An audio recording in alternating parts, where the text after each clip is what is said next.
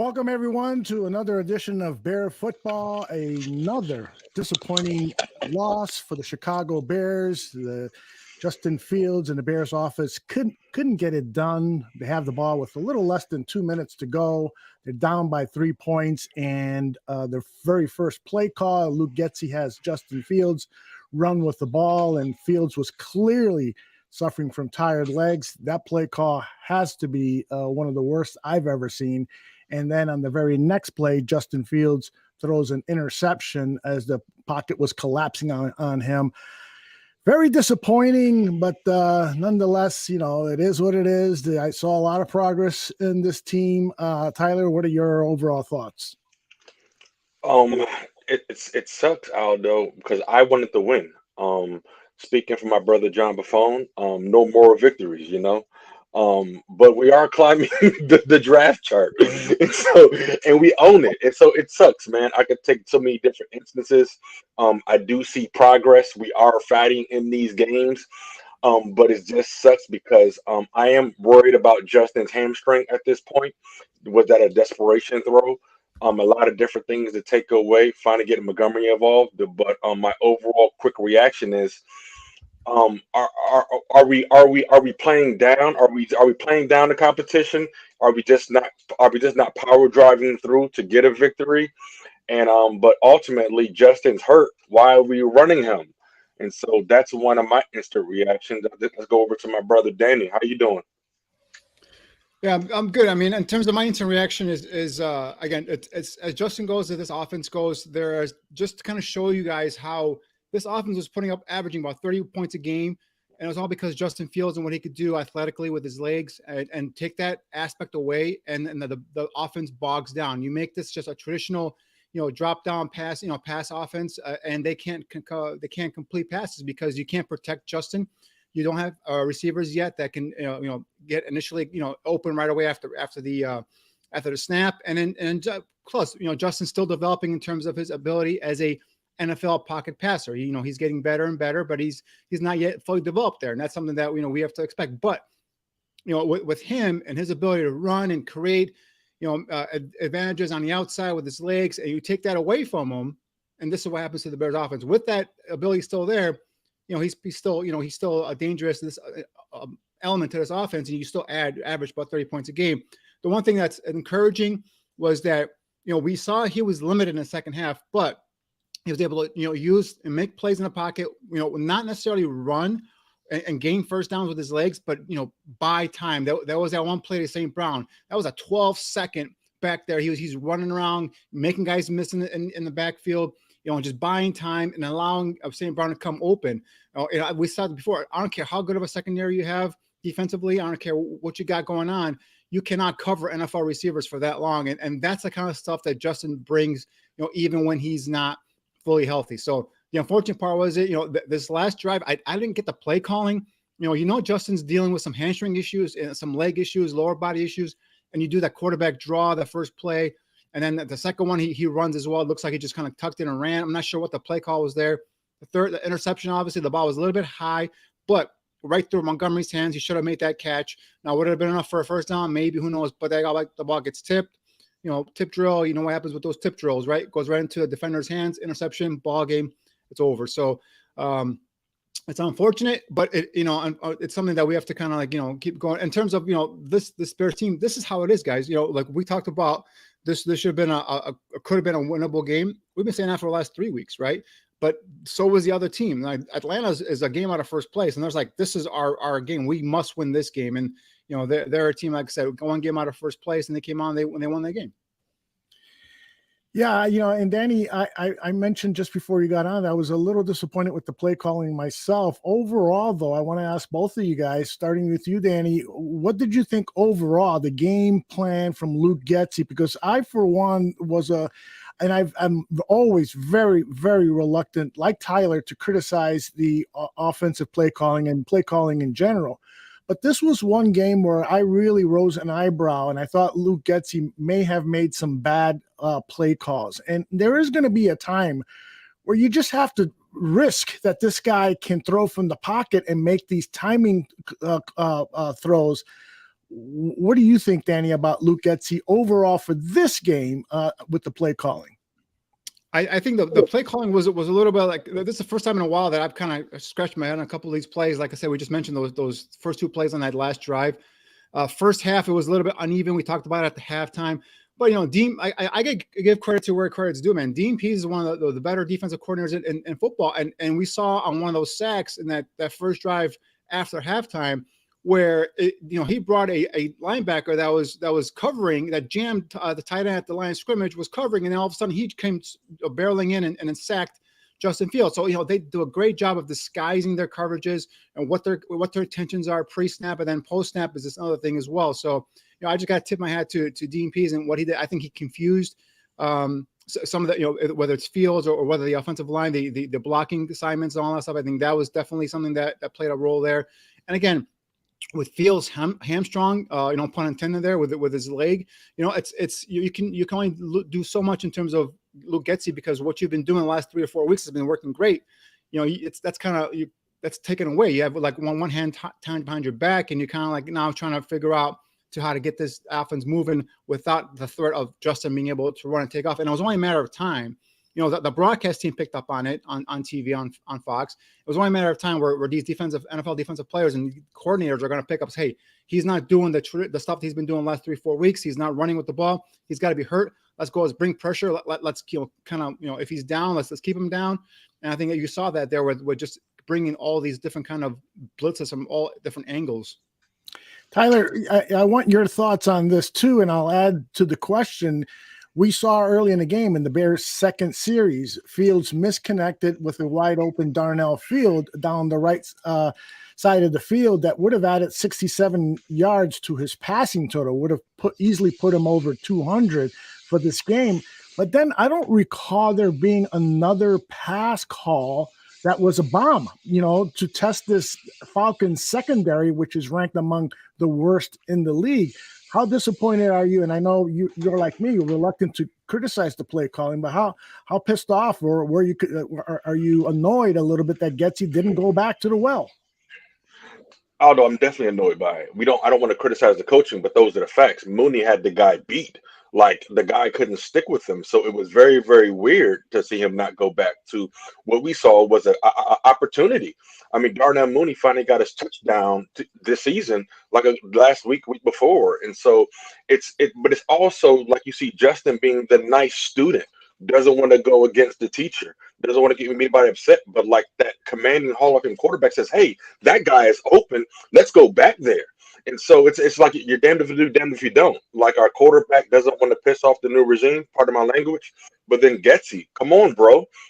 Like, we have the talent. Like, we have skill sets. We see guys.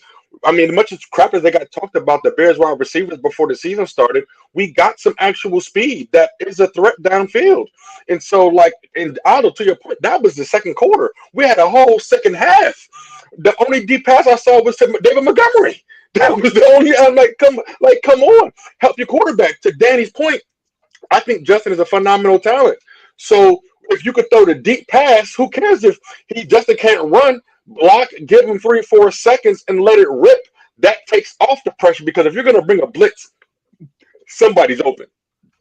Yeah. The other thing is, guys, I just don't know if Getsy has confidence in the offensive line to be able to block for long enough to get these guys downfield. Now, there are times to that point, pocket, but there's other times where you saw guys running just free and clear. And again, going back to Dean Pease and what he does in terms of disguising coverages and where he's bringing pressure from, I think that, and then Justin's already playing hurt, and he knows that Justin might be limited in terms of being able to kind of, get away from those defenders. So I think that could have played, an aspect. But again, I agree with both you guys. You should take deep shots down the football field just to kind of give the defense some sort of, fear in the back of their mind, like, hey, these guys are going to go deep, with guys like Mooney and Claypool. But yeah, I mean, I'm just throwing it out there that it could have been something that in the back of his mind.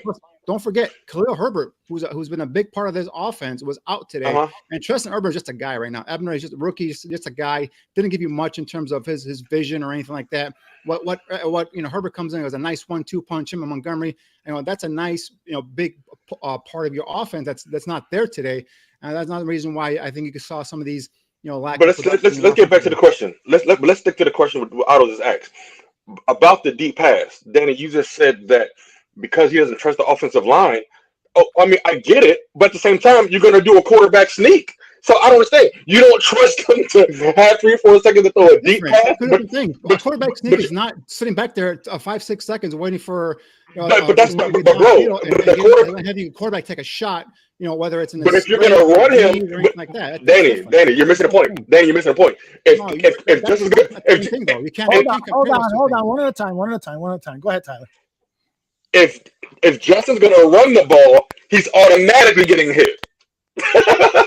So go ahead, finish your point, because I don't agree with you. No, I don't care if you don't agree with me. The fact of the matter, we didn't take a deep shot. We didn't take a deep shot the whole second half. I disagree with that because you should take a shot, but you can't just. I'm just putting it out there that you cannot protect Justin Fields in the pocket right now. I'll let these guys get back down. They're getting free shots at him, and if Justin Fields running the ball, he's a runner. He's been doing a good job of getting down, getting out of bounds, saving some hits. But in terms of sitting back there in the pocket, he's a lame duck back there. I don't agree with that, Danny. I think that there are times where he's getting the 3 seconds to toss the ball. It's in the offensive you need more than 3 seconds to take a deep shot down the field. You need three. No, you don't need more than 3 seconds. That's not true. Those are 5-step drops, guys. At least you need 4 or 5 seconds at least. Exactly. Yeah. You drop longer when you're going to throw a deeper pass. That buys you more time. And we're talking about deep passes, right? We're not talking about just in the pocket. We're talking about being able to go back there 5 steps. Allow a receiver to get downfield. That's what we're talking about. So we're talking about protecting for longer than 3 seconds. I don't know. I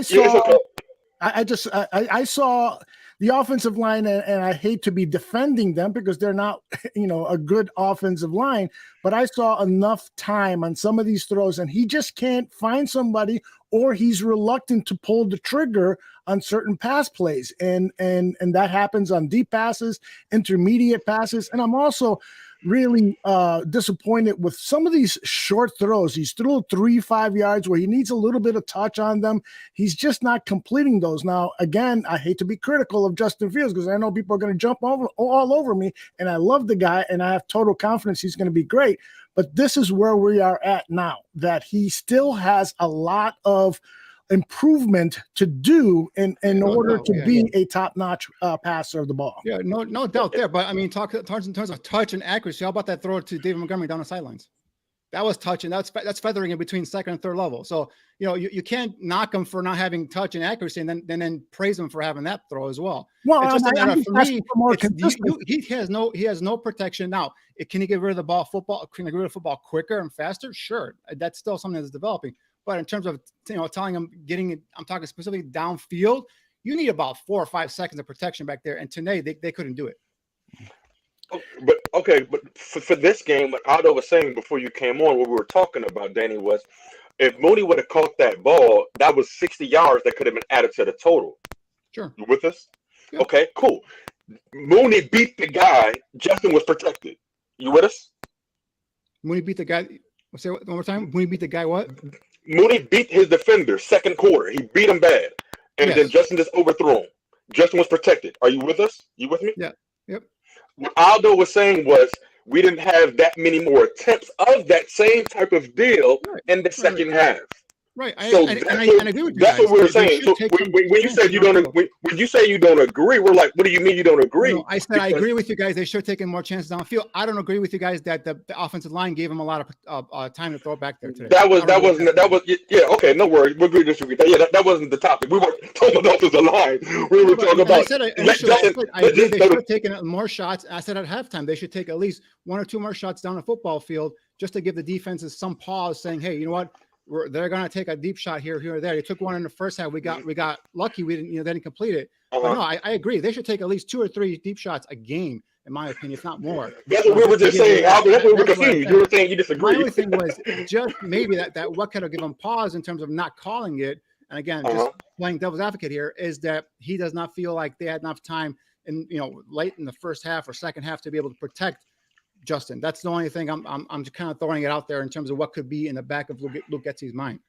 And then Aldo, going back to your question, going back to your statement, brother, the last play of the game, we saw, like you said, Justin's perception. Justin went to Montgomery. Claypool was 1-on-1 downfield. Claypool was one-on-one downfield. He's 6'4", 6'5". And so those, like literally what you just said, that is Justin reluctant to throw to these guys because that was two. I only saw two deep ball opportunities, and that was one of them in the second half. One went to Montgomery, and that was the second to last play of the game. I kind of wish Justin would look towards the Claypool side. Lots of people in the chat room are saying, yeah, we still scored 24 points, and it's the defense's fault we lost this game. What do you guys think about that? I'll start with Tyler. I mean, come on, guys. I get it. You win and lose as a team, and so at the end of the day, we know we have on defense. Our defense forced a couple fumbles today. Sanborn looked great. We know we're playing with. Okay, so at the end of the day, Aldo, you said it. The Falcons are playing for a division title, and we're getting their best efforts. They just got Cordell Patterson back from injured reserve. They're coming at us with everything they got. Our Bears, the quote unquote the worst team in the NFL, just because all these reporters are hopping on us right now trying to give Justin Fields praise, don't forget about everything they said about us before the season started. We had the worst this, the worst that, and we are actually competing with all these teams that are in playoffs. The Falcons will have to make the playoffs. I think the Bears are now officially eliminated. I think by the math standpoint, we might have been eliminated today. And so, guys, we get it. We don't have a pass rush. We're probably going to be fewest sacks in a year. But guess what? That was the decision made by the leadership. We can't get mad because the leadership made the decision. Don't mess up your week because we don't have a sack. Tyler, we're getting a little static on your microphone. Can you check that out while Danny responds to the question regarding the defense? Go ahead, Danny. In terms of the defense, guys, I mean, this team has been the last 3-4 weeks has been an offensive juggernaut, averaging 30 points a game, and defensively they've lost. There's a reason why they lost those games. So to expect the defense to make, a key stop here and there, I had no expectation whatsoever. Defensively, they're going to be able to stop. Now there are some nice, to Tyler's point, there were some nice plays in the first half where they had a couple of turnovers. There were a couple of extra stops in the second half where the defense got the ball back to the Bears, but offensively they just couldn't take it. So going forward. And I know this is difficult for us Chicago fans because we're used to being a defensive team. We're not a defensive team anymore, guys. We're not going to be a defensive team, hopefully, maybe until next year. We'll see what happens in the offseason. But this team is going to live and die off of the offense, what the offense can do. And today they couldn't put up 30 points, and they end up losing. So that's how I look at it. There was no point, even when it was 3rd and 6, I believe, after the Atlanta Falcons got the turnover off of Justin's interception.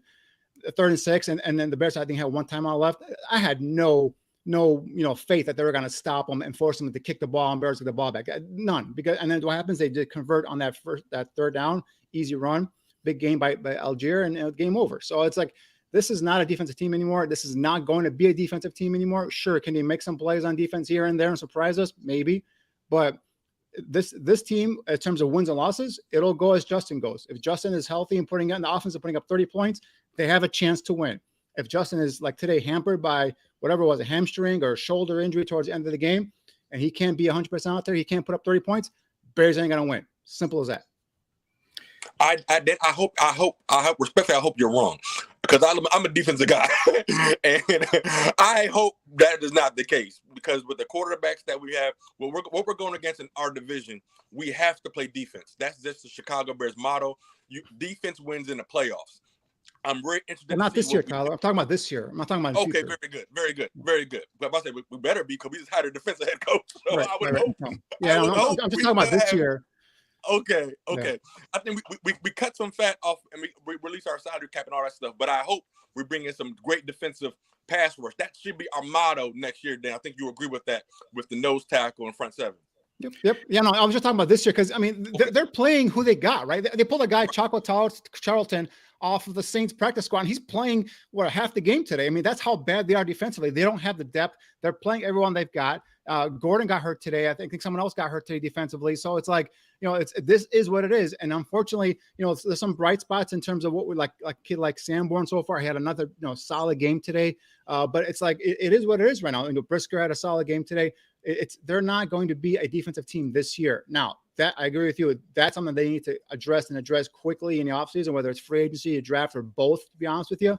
I'll pour a lot of money, a lot of resources in that defense. And then also, obviously, the offensive line and receiver and all that stuff, so on and so forth. But yeah, defensively this year, it's not going to happen. It's if you're going to win games, it's going to be because Justin in the offense. Caesar writes something here that I normally would never even entertain, but it is kind of weird.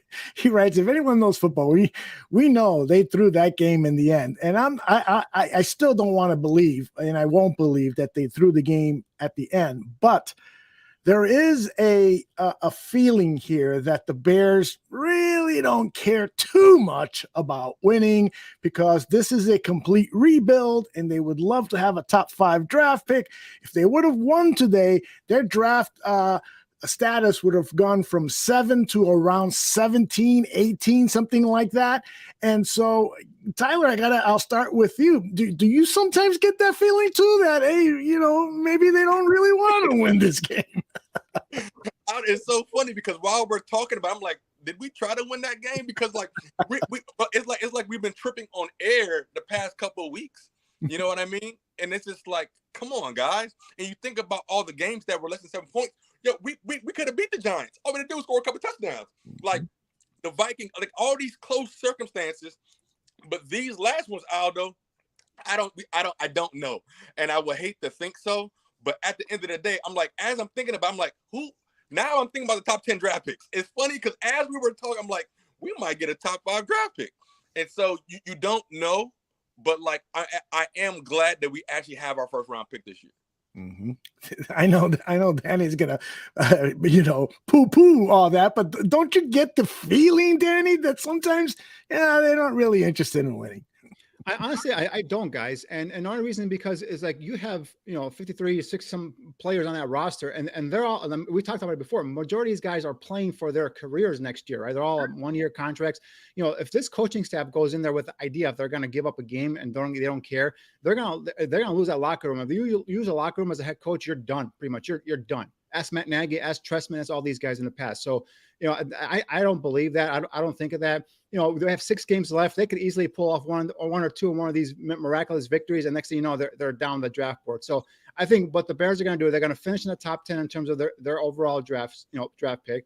And it's just, I used to be the kind of guy that would be sit there rooting for losses because I wanted them to get the top pick or anything like that. But right now we have our quarterback. And so I can sit back and say, all right, whatever you get, top 10, top 6, top 5, great. Because I know where I'm targeting.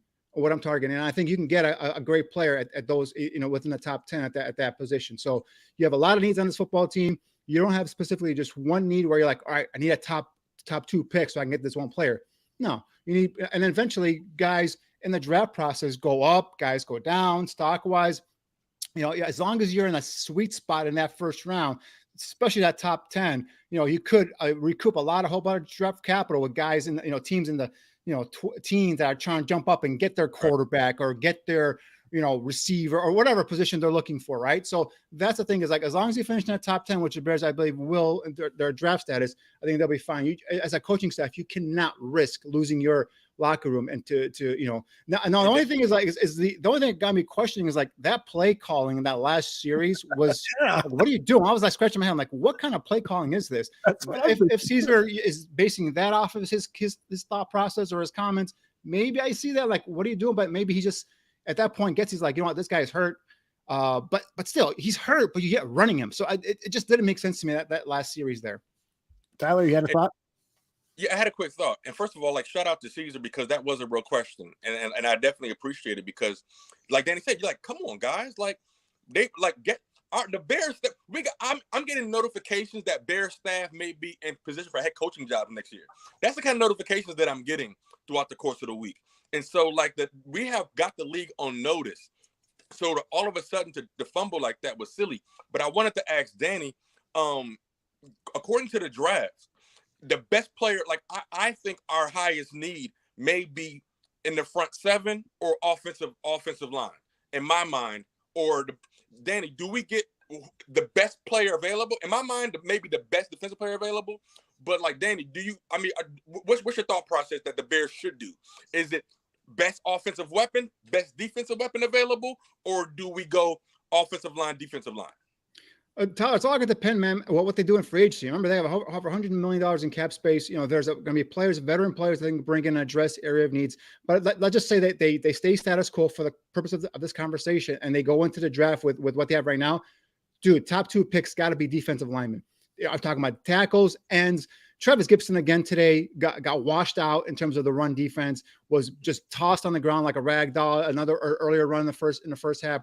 I know he got injured knee, came back in the game, showed some toughness, but still, Travis Gibson to me really has taken a fall, not taking that next step that I was anticipating him doing. So you need a defensive end. You're going to need a defensive tackle. We've all talked about the 3 technique in this defense, how you need them.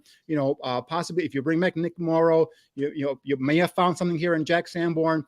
And I do like Matt Adams a lot as well. So you may have something covered there in linebacker, but linebacker depth is something you can probably address in day 2, day 3 of the draft. So, but once you get defensive line, then you got to go offensive line. Then you got to go receiver. You need at least 1 or 2 more receivers in this offense.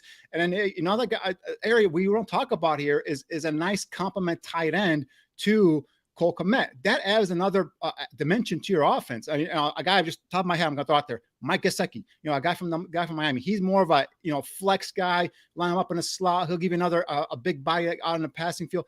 Maybe those are guys you can kind of address on offense as well. But for sure, if it stays status quo, my first 2 picks got to be defensive line. And with that thought, Aldo, do you agree? Because my thought process is, I asked you guys to ask this. With the flashes that we've seen of Justin Fields' glimpses of greatness, I truly feel like he's going to be one of the top 5, top 10 quarterbacks in the NFL with this young man if he can stay healthy. Have the Chicago Bears now become a free agency island that we have now gained attraction from players like, hey, I can go play with this guy. And so, like, now, Aldo, with $100 million in cap space, are we now a landing spot for some players that want to revitalize their career? Absolutely. I think that the Bears are going to be a very attractive destination for everybody except wide receivers because the Bears unfortunately still have that reputation that this is where wide receivers go to die. And so I think that if things are all even and there's a free agent wide receiver available, he probably will choose some other team other than the Bears, primarily because Justin Fields is a running quarterback and not a passing quarterback. But but to answer your overall question, I agree with Danny. You've got to secure the line of scrimmage. And right now, these defensive backs for the Chicago Bears can play much better if there's a pass rush. Oh my God, they could play a hell of a lot better. And we're not getting the pass rush. And that's why, primarily, first and foremost, why we've lost the last few weeks. I know that Jordan Silvera doesn't agree with that. He thinks that the coaching staff and the general manager are incompetent people. But I totally disagree with Jordan. I think that there's an overall plan for this team, and that is to move all the resources, as many of the resources as possible, to collect as many assets as possible for 2023. I don't really think that anybody is tanking, but in a sense they are tanking because they're not providing as much personnel. There's I think $13 million in cap space available right now that could have been used to acquire more players. But Poles would prefer to take a more a macro approach towards this, and that starts in 2023 when he's got his entire scouting department in place, and he's done months and months of researching players and to build a team. Plus, he wanted to know, what kind of a quarterback do I have? Do I have a quarterback that I won't need to replace, either via a veteran or drafting somebody? And so that question has been answered for him. And now it's just a matter of holding on, keeping everybody as healthy as possible, which we didn't see that today with the play calling, but it's all about 2023. And that's a really, really tough thing for us Bears fans to enjoy. But, Dan, this is something Danny's been preaching since before the first snap of the season. And he was absolutely right. And I agree with him. Yeah. And the thing about receivers, the good thing is you don't have to worry about free agent receivers because it's not worth a damn out there in terms of free agency, what's out there this year. But that's one of the reasons why he went and got himself Claypool using that high second round pick, because he knew the free agent class sucked. And this is where he's going to address that the rest of the field in the draft. And I think that's where he's going to attack a receiver specifically. But yeah, in terms of, defensive line, offensive line, that resource is going to be poured in there. Veteran free agency, early in the draft, you get those shored up, and then you go and you could bring in, a receiver or two from the draft class, shore up the offensive line. I think for me right now, offensive line rise, I think I got 2 positions down pat. Although one of those guys that I kind of penciled in for next year, right guard Tevin Jenkins was dressed. At least he was, we think he was healthy. Didn't see a snap. Yeah, Michael He didn't Schofield practice all week, and I think that's the reason why, Danny. Okay. No, but he was dressed, so I kind of figured, if he's dressed, and then they maybe just figured in case of emergency, we'll put him in there. But that could be the reason there. But for me, guys, Riley Reif has really acquitted himself. Oh my God. Solid in terms of right tackle. I know he's a 1-year contract. I know he's an aging veteran, but you know what? If you don't go out there and get yourself someone in free agency, a younger guy, and there's guys like Jack Conklin who's injured a lot out there, Orlando Brown from the Chiefs who plays left tackle. I see him better as a right tackle in terms of in the future. If you don't get those big money guys, you could bring a Riley Reif there, a right tackle, solidify that, and then just kind of pour some more resources into the middle of that offensive line. We're getting a little ahead of ourselves here in terms of off-season talk. But yeah, I mean, there's a lot of these phrases you can go. But yeah, first and foremost is that defensive front. But to go along with that, and you went the direction I wanted to go. Why, if we're rebuilding and evaluating, why wouldn't we get Larry Broom more reps?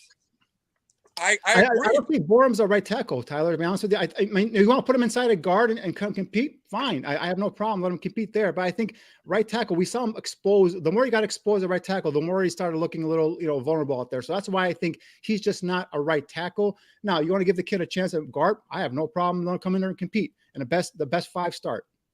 Mm-hmm.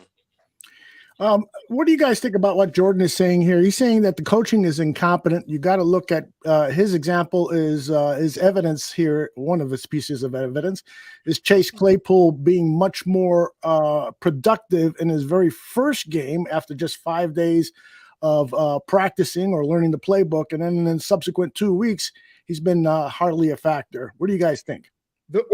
Tyler, you want to go first? Should I go first on that one? Don't ask, just go. All right. So the one thing with him and Jordan, I know I see your point, and I agree with you to a certain extent. But the one thing that Getsy said is in these weeks leading up is that each game, each opponent, he designs a game plan that's different, right? So that means different formations, different plays. And even last week, we have to take a look at the numbers. His actual snaps played for Claypool was far less than what he had the first week. So that tells me that first week they kind of put in plays and gave him some routes and those concepts that made it easy for him. Now, is he not picking up these route concepts? Is it just something where he's not even getting open? That's something we're gonna have to take a look at the all-22 and maybe break down and see why the lack of production. Today for me, and just again, I don't know if anybody has the numbers out there, but snap wise, I didn't see him out there a lot. And again, with something we notice with this coaching staff is if you're not producing in practice, you're not going to get reps in the game. And that's, Velus Jones was someone that we talked about, was benched, wasn't even dressed last 2 weeks because of the fumbles. And also he wasn't doing much offensively in practice. So, and N'Keal Harry, another guy that Tyler and I had some high hopes for in terms of bringing maybe some production here, hasn't been dressed last 2 weeks because of lack of production. So that tells me either A, he's not getting the concepts or the playbook down fast enough, or he's not making plays in practice, which to me, Tyler, I mean, Jordan, I agree. It's a cause for concern here because you gave a high 2nd round pick for him. I just wouldn't say that the coaching is incompetent. I just would say that they're more thorough. They want to see this kid actually earn his reps on the football field and just kind of, hey, we got a 2nd round pick for you. Yeah, you go out there. You go out ahead of, Dante Pettis. You go out ahead of their St. Brown. These 2 guys have been through ATAs and who know this, playbook inside out. That's not fair to those guys. Those guys are veterans too. So that's what I'm kind of leaning on. Of course, this could turn out to be something where Claypool might not be the guy that everyone thought about. But again, that's jumping way over. I'm not claiming that. I'm just saying these could be things that factor into his lack of snaps. In terms of incompetent coaching, Jordan, you might be right 4 or 5 years from now. I might come back and say, you know what, Jordan, you nailed it, 4 or 5 years ago that this was a competent coaching staff. But early returns, this is not an incompetent coaching staff. This is a coaching staff that does put players in position to succeed. Just look at case in point, Justin Fields. So I do not want to go out and call them incompetent. I just want to see them and what they do with more talent and a better surrounding cast, moving forward. Tyler? I definitely want to dive into it. And although I know we have head coach coming up to speak soon, but first of all, shout out to Jordan. What's up, bro? You're awesome. Jordan did a heck of a job with this, but with this particular question, I can play both sides because honestly, it goes back to that question, Aldo. Are we trying to win? Claypool is a talent, hands down, But Danny, Aldo, if the Chiefs are down to their third, fourth string wide receiver, if Claypool was on the Chiefs right now, I guarantee he'll be on the field. Just as a talent wise, that's my perspective. But I'm gonna dive back in after the head coach gets done. All right, thank you, Tyler. Football team here, and we got to keep improving on those things. But there's a lot of good things we did do, and we got to keep doing those things. What did you think of Justin's game passing before that final drive? It was good. I was really, the shot that he should have hit, just missed Mooney. I mean, that was a well-thrown ball, and that thing was on a rope. And just a couple more steps there, maybe we could have had that one. So, but I was really, really impressed with that. I mean, the throw he threw to David Montgomery on the side of the scramble, man, that thing was on a dime. That was excellent. Mooney's touchdown, I mean, that was beautiful too. So he had a lot of good plays out there today, and he's just keep growing and growing and growing and getting better and better. And then what's your diagnosis of the end there between the play calling on those last 3 plays and Justin's pass? Yeah, we just gotta operate. We just got to operate in that 2-minute situation. We got to execute in those moments, and we just got to keep our eyes forward and execute next time. Hey, does a kickoff return allowed? Does that trump anything good that you did on special teams? Bayless and No, it was good. I mean, obviously the Bayless return, what was that, 55 yards? I want to say that set up the first score. Obviously, that was excellent. The Cost fumble. I know we didn't reap the benefits of that on that particular one, but we made a stop on defense, and then the very next drive we ended up scoring a field goal, I believe, on that one. But special teams, it comes down. We had a lot of good plays on special teams today. So obviously the big kick return, negates some of that. But again, it's all 11 guys out there on the cover squad. the timing of the Patterson return seemed really go against you when you had a 10-point lead. It just, I don't know, I won't say it turned the game around, but it just. Did you feel any kind of momentum? How much of a killer was it? No, I mean, we know there's going to be ups and downs to a game. There's going to be adversities as we go, and we're always going to respond to those adversities. Will we always come out on top? Sometimes we will. Sometimes it'll go the other way, but we're going to respond the same way. We're going to have our eyes forward. What's going to happen. It happens, in every game. So how we respond to adversity is very important to our football team. Did you give any input on the play calling at the end when you guys had the ball? On the 2-minute drive? Yes. When you guys had the ball. No, we were just in 2-minute operation. That's Luke's calling the game there like he always does. What did you and him discuss about those play calls after the game? No, I'm just telling him what my communication to him is. It's simple, is that I'm telling him what the operation of the offense is, meaning you're on the ball or I'm calling timeout so he knows. Okay. And then he rips the call. And then we're in 2-minute mode from there. And then when it gets to a certain point, I say, hey, I'm timeout inbounds in the next play. I might tell him that, but we're just operating in our normal 2-minute mode. Right. But after the fact, what was you and Getsy's assessment of the plays you guys called at the end? Yeah, we're going to do that on the plane and tomorrow. We'll assess those things. Coach, on the third down play, Jack diagnosed it perfectly. Right before the snap, he jumps over to the next guy, shoots it. He's there to make the play, maybe get a 3-4 yard loss. Turns into a 4th and 1. They end up converting. How big of a play is that? And just what are you saying from Jack so far this time? No, that was a good play. I mean, the defense had him hemmed up in the backfield there. So you're talking about the third down going to 4th down. Yeah. Yeah. So I just think we gotta do a better job tackling lower there. So when you take a man's legs away from him, you stop him where he stands, and we have to do a better job there. So I think we're just tackling a little bit too high there. So he stayed alive, right? Very strong man, right? We all seen him run, and he got to 4th and 1. Then on the 4th and 1 play, we got to shoot our gap. Linebacker's got to shoot his gap, at least give us an opportunity to stuff him in the hole there. How do you assess at the end of a game like that whether Justin should keep playing in that situation because of the injury? Yeah, I just leave it up to the medical staff. That's how we do it. This player and medical staff assess that, and we go from there. Matt, as the head coach and having a young play caller like Betsy, what is your role in helping him find consistency, especially in that 2-minute mode? Yeah, I would just say that, with Alan and with Luke and with HT, our conversations are just what we can do that we think is best for the football team. And I have conversations with all 3 of those guys. So it's no different if it's on offense or defense or kicking. But we always have those conversations, put our players in the best place to succeed, and our play calls should reflect that. Kevin was active today. Didn't start. What was that? Yeah. Yeah. So we worked with Tevin. So Tevin before the game said that, hey, I'm able, I'm still a little bit hurt, right? But I'm able to be there as a backup, if needed in an emergency. So that's where he was today. That's why he didn't rotate. If he was a little bit better, we would have rotated him in there. But he wasn't at that point. Thank you. All right. Thank you. All right. Anything stand out there to you guys? Danny, start with you. No, he answered a question that we were talking about earlier in terms of Tevin Jenkins, right? He got dressed, but he still wasn't 100% yet. So that answers that.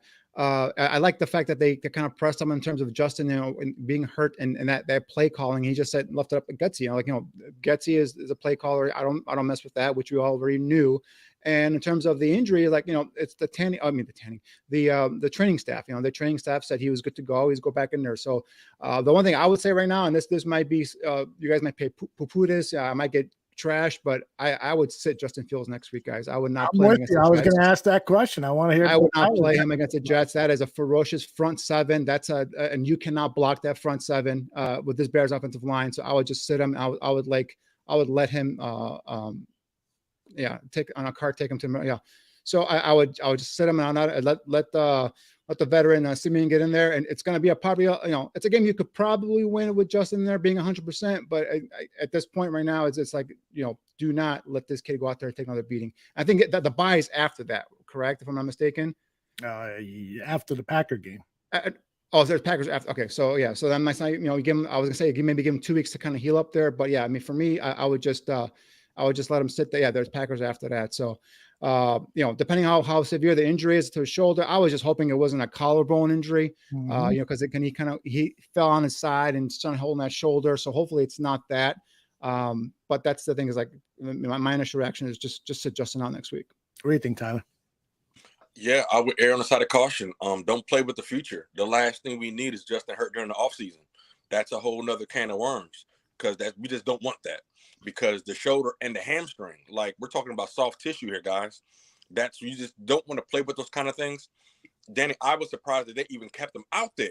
When he started stretching on his hamstring, I would have just, when I saw Trevor warming up, I'm like, yeah, bring Trevor in. Because why? If we're not trying to win if we were trying to win the game, guys, that would have been different. But it didn't look like we were trying to win the game. So why put the man out there? I don't understand why they called that draw to run for him when they could have called something more downfield the previous play. And so don't expose him to harm. And then like this, it just doesn't make sense. And we can't play with our franchise quarterback. Justin's a warrior. He's not going to take himself out the game and everything. He wants to be there for his teammates. And we got to protect our players from themselves sometimes. But he had over 70 yards rushing again this game. 80 plus yards rushing, touchdown. Yeah, double attempts. He's doing a lot, and he's doing more than what he's done his previous whole year combined. And so, the soft tissue that he's stretching out is going to take a toll. And so we're really going to find out tomorrow morning, because today his adrenaline was pumping. We'll find out tomorrow when he wakes up how he really feels, and that's just how it goes. And it might ooh, I need to relax, and because I've had some hamstring a couple weeks before, and it's just not fun. You don't we know you're tough. We just don't mess up the future. Yeah. And the thing is, we talk about just the hits that we saw at the end of the game, but I mean, there were 2 or 3 just defenders coming straight at him with no one touching him. There was one on the I think it might have been Schofield who let him just defender come free clear, and he nailed Justin Fields. That was that throw to Ebner to the far sideline where he bounced it to him because he was crushed as he was throwing the football. So, and there was another one I think on the run play where a blocker missed a tackle, Troy Anderson, the linebacker, and he had a free clear shot at him. So, these hits have been piling up, and Justin's been doing a great job in terms of sliding, getting out of bounds. Today there was a couple of slides where there were some late hits. There could have been late hits that weren't called. Again, he doesn't get these calls apparently. So, but there's just a toll on his body that's going to keep hitting. And you put him in front of that Jets defensive front next week with less than 100%. If he's at all hindered, unable to run away from those guys, I do not want to see that. I just hope that they go and if he is injured, if he's unable to perform, if it's a sprained shoulder joint or something like that, and he can play through it, But as long as his lower body, his lower half is okay, and his hamstrings are okay, then I would go out and put him out there. I'm not gonna baby him. He's a big, strong, tough dude, and he can take the pounding. But if he's hindered, lower half, lower body, he can't run away. We saw that on that last drive, that run out to the outside. He got 1 yard, but that was not Justin Fields. That was just, he was kind of like half speed there. So I would not put him out there and let him get destroyed. Danny, and to your point, this is the same Jets team that punched the MVP candidate in the mouth. Yeah. And They're Josh tough, Allen, man. The Justin they are tough. they are tired of being bad. And so, like, much respect to the Jets and their coaching staff. And they have some weapons, and they are ferocious. And so I don't want to get Justin hurt, but we can't baby him. But like, if he's hurt, Right. like, why? Right. Yeah, I agree. I don't want to baby him. He's a competitor. He's not one that's going to want to be babied at all. So I bet you're sure, if they tell him you're not playing next week, he's going to try and make sure he plays. But again, let's see what the shoulder comes back with. The fact that he couldn't walk off the football field to be carted off, that's not a good sign right there, So, and he talked about last week in terms of his legs being heavy. I don't know if he pulled a hamstring or if he strained a hamstring, but whatever it is, if he's not 100% back there, I said a hamstring tear is just very, very bad. And that's not what we want. He's super elongating that thing every time he's taking a stride. We just don't want that situation. Yeah, Jordan makes a great point. It's the Eagles and the Bills have ferocious fronts too, and you better believe at least that's after the Jets. That's after the bye week, right? So after the Jets, after the Packers, and also after the bye week. So you're talking about 3 weeks there before you get to the Eagles and the Bills. So if you set them against the Jets and if you set them against the Packers, and you get the bye week, so you have 3 weeks there from the heal up. And now if you put him out against the Eagles, that's fine. It's a ferocious front, and so is the Bills, but he's at least 100%, and at least he can protect himself. The Packers game is our Super Bowl. Rest them next week. Let's beat the Packers. And I'm happy. Hey, I want to get both of your opinions on linebacker Jack Sanborn. I'd like to start with Tyler. Tyler's played the position before, so he's well versed on, what linebacker play should look like. I got to tell you, Tyler, this guy to me looks really impressive. The scouting reports that I got on Jack Sanborn before the draft, I don't know if they were accurate. I mean, this guy's covering some ground. So what are your thoughts on Jack Sanborn so far? I mean, as somebody who played the game, and I think I told you guys, I'm a strength and conditioning coach now for a high school varsity football team. We have like a number 4 nose tackle in our league, in the county going for a college. And so knowing that position, this guy is hungry. I like this kid, Aldo. Like, he's like a guy like Tom Brady, picked number 199. He's like, let me show you what I can really do. We saw glimpses in preseason. When Roquan left, he had an opportunity. I mean, he's not afraid to be in the mix. Some guys get happy just to get a jersey. He's like, no, I want to be where the ball is. And I don't see him shy away from contact or where the ball is at. And it's what you see when he doesn't have, when a play's not going his way, Aldo. When the ball doesn't go his way, he still makes his first step to go towards the pile. And that's what you want from your linebackers. I've seen a lot of other teams, and they don't do that. They don't want that smoke, is what you call it. They don't want that smoke. But Sanborn, I mean, we're talking about over 5 tackles, forced fumble, or fumble recovery at halftime, like before the half. And that is just like truly, truly awesome for somebody who wasn't a high profile guy. But Aldo, we're talking about awareness, being able to jump, get vertical. His eyes, he's keeping his hands up, and he's flowing to the ball. He's not perfect. He's not there by any stretch. I'm not crowning him a Hall of Fame, but I'm happy he's on our team. And if you could find a guy like that and sign him for cheap for 4 years, that's a great business decision right there. That's awesome, because you don't have to pay him $20 million next year. You can pay him $10 million for the next 5 years, and he'll be thrilled. And so I'm super, super happy for this gentleman. Definitely, if he does perform, pay him what he's worth. I'm not saying that, but I'm truly, truly happy with his effort. Shout out to the coaching staff and the scouting department that got him the opportunity, that probably made them feel comfortable moving on from Roquan, getting some more draft capital. But I'm extremely happy with his effort. Danny? Yeah, in terms of Jack Sanborn coming out of Wisconsin, I scouted him in terms of like he's a heady, instinctive linebacker that was limited in terms of overall athleticism, in terms of sideline and sideline playmaking ability, but definitely a guy that would make for what he lacked athletically with instincts, and that's what we're seeing so far here. Although today I saw him make a nice play where he kind of hit the gap and saw that opening with Algier and kind of took him down. Actually, I think it was Patterson took him down, held him short on made him pull up a 3rd and 1, but one thing he brings to this Bears defense, he brings again a guy that's going to play hard. Motor runs at 100% all the time. He's instinctive in terms of that position. He knows what he's looking for. He does a good job of reading his keys, and he comes downhill with aggression in terms of his run fits. You saw him today a couple of times. This doesn't come up in the stat sheets, but he took on a lead blocker and he stood him up in the hole. And then now, unfortunately, the guys around him aren't good enough where they can, rally and make a play on the ball carrier, and the ball carrier kind of went around him and made some gains there. But once you get the rest of the talent on the defense up to par, a linebacker comes in, takes that aggression, takes on a blocker like that. Eventually, he's going to get better in terms of using his hands as well as taking on, stacking, and shedding. But he took on a lead guard, stood him up in the hole. If the other guys are around him make a play, that's a loss or a really, really short gain there for the opposing offense. So instinctive kid, a guy who has a chance really to stick on this as a good starting linebacker here going forward. And Danny, that's what I want to ask both of you gentlemen real quick, along with this question. Danny, what does Sanborn have to do with all this draft capital, all this money we got? What does Sanborn have to do outside of putting on some more muscle over the offseason? What does he have to do to be the starter middle linebacker for the Bears next season?